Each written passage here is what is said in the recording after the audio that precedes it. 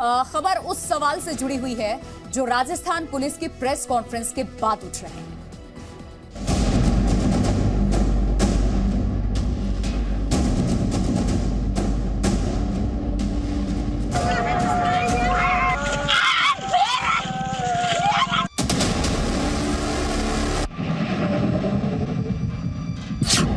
जुनैद नासिर हत्याकांड, मोनू मानेसर को clean chit.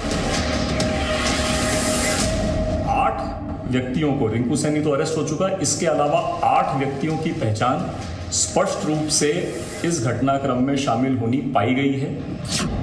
FIR में मोनू मानेसर का नाम आरोपियों की लिस्ट में नहीं।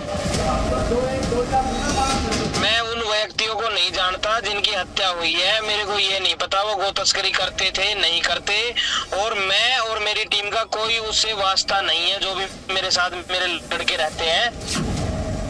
राजस्थान पुलिस के लिए मोनू मानेसर वांटेड नहीं। तो जुनैद और नासिर की हत्याकांड में राजस्थान पुलिस ने 8 आरोपियों की पहचान कर इनकी तस्वीर जारी की, लेकिन इसमें मोनू मानेसर की तस्वीर नहीं है। जबकि इससे पहले दर्ज एफआईआर में मोनू मानेसर समेत 5 लोगों का नाम शामिल था।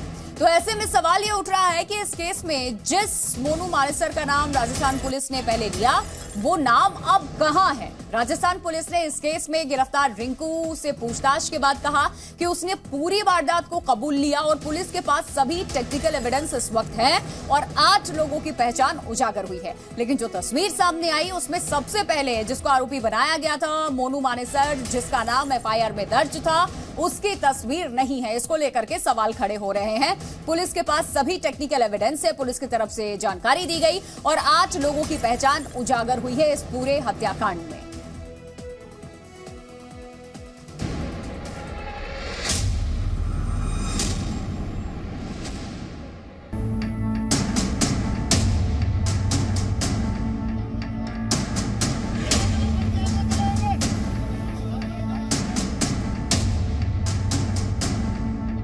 दोनों सरकार का घोट का सुन लो। अगर मारे सर में पाव धरे हो तो ये सारो इलाको मारे सर थाना में पहली बिना के जाके बैठ जाएगा। हम भी गिरफ्तारी जाएगा, मोनू भी ना हो जाएगा। हरियाणा के जुनैद और नासिर की हत्या को लेकर राजस्थान पुलिस की ओर से जारी आरोपियों की नई लिस्ट ने पुलिस की जांच पर ही सवाल खड़े कर दिए हैं। जिस केस की एफआईआर में राजस्थान पुलिस ने 5 नामों का जिक्र किया और जांच को आगे बढ़ाने की बात कही, उसी केस के ठीक 5 दिन बाद ही राजस्थान पुलिस ने 8 लोगों को आरोपी बताया। लेकिन इन 8 आरोपियों में वो 2 नाम नहीं हैं जो कि एफआईआर में दर्ज थे।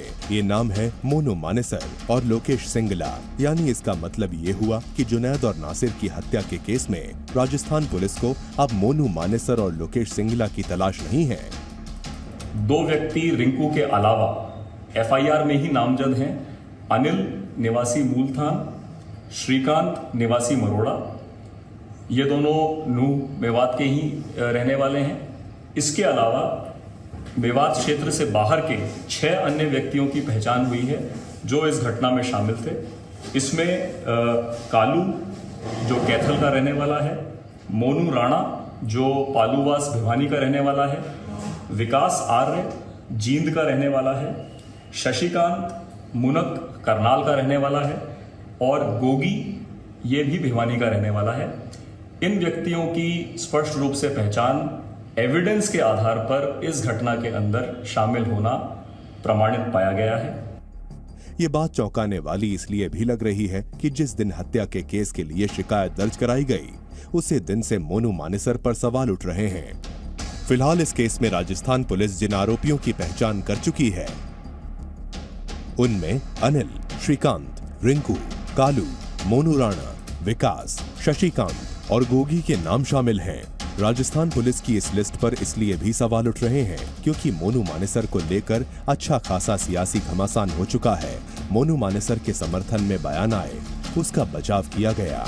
अब आप भिवानी कांड के आरोपियों के समर्थन में महापंचायत की तस्वीरें देखिए। दोनों सरकार का घोट का सुन लो। अगर हमारे सर में पाव धरे हो तो ये सारो इलाको हमारे सर थाना में पहली बिना कहीं जाके बैठ जाएगा, हम भी गिरफ्तारी जाएगा, मोनो भी ना हो गिरफ्तार। कल पुलिस की मौजूदगी में हुई महापंचायत में दिल्ली, हरियाणा, उत्तर प्रदेश और राजस्थान के हिंदू संगठन जुटे। मामले की सीबीआई जांच की मांग कर कहा गया कि जांच पूरी होने तक किसी की गिरफ्तारी न की जाए। ऐलान ये भी हुआ कि पुलिस इन युवकों को मामले में फंसा रही है और वो आरोपियों को गिरफ्तार नहीं होने देंगे। अगर राजस्थान पुलिस ने हमारे साथियों को, उनके परिवार को परेशान किया तो ये स्पष्ट सुन ले कि वो राजस्थान पुलिस इस मामले में आएगी तो अपने पांव से, लेकिन वापस अपने पांव से नहीं जा पाएगी। हमारे दो भक्तों के ऊपर जब भी लाठी गोली से हमला होता है, मोनू भाई की 8 गोलियां लगी थी, किसी ने एक शब्द नहीं बोला, किसी ने एक शब्द नहीं बोला, और आज सारे चुप कर रहे हैं। क्यों? क्योंकि इनको पता है कि राजस्थान सरकार का संरक्षण इनको मिला हुआ है। हरियाणा के भिवानी जिले के लोहारू में 16 फरवरी को एक जली हुई कार मिली थी। इस गाड़ी में जुनैद और नासिर नाम के 2 मुस्लिम युवकों के जले हुए कंकाल पाए गए थे। इसके बाद पुलिस ने मोनू मानेसर समेत 5 बजरंग दल कार्यकर्ताओं पर केस दर्ज किया था। मामले की जांच हरियाणा और राजस्थान पुलिस कर रही है। केस के बाद से ही मोनू मानेसर फरार है। हालांकि उसने मीडिया के सामने आकर कहा कि उसे फंसाया जा रहा है। मैं उन व्यक्तियों को नहीं जानता जिनकी हत्या हुई है, मेरे को ये नहीं पता वो गो तस्करी करते थे नहीं करते, और मैं और मेरी टीम का कोई उससे वास्ता नहीं है, जो भी मेरे साथ मेरे लड़के रहते हैं।